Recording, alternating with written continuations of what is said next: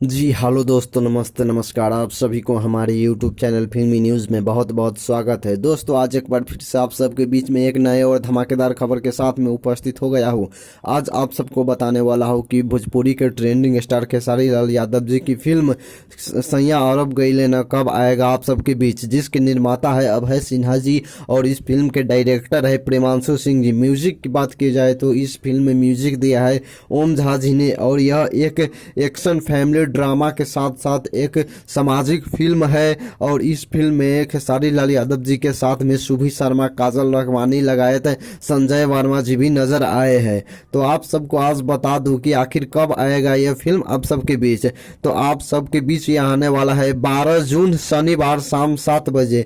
जी हाँ दोस्तों, 12 जून शनिवार शाम 7 बजे आप सब देखना ना भूले भोजपुरी सिनेमा टीवी चैनल पे वर्ल्ड टीवी प्रीमियर में पहली बार ये फिल्म कोई भी मीडिया पे आ रहा है। तो आप सब भोजपुरी सिनेमा टीवी चैनल पे 12 जून को शनिवार शाम 7 बजे देखना ना भूलिए। तो दोस्तों यही था आज का अपडेट। अगर आप सबको यह वीडियो पसंद आया है तो वीडियो को लाइक जरूर करें और ऐसे ही भोजपुरी की तमाम सुपरस्टार की खबर सबसे पहले पाने के लिए हमारे यूट्यूब चैनल फिल्मी न्यूज़ को सब्सक्राइब जरूर करें और साथ में बेल आइकन को दबाना ना भूलें। धन्यवाद।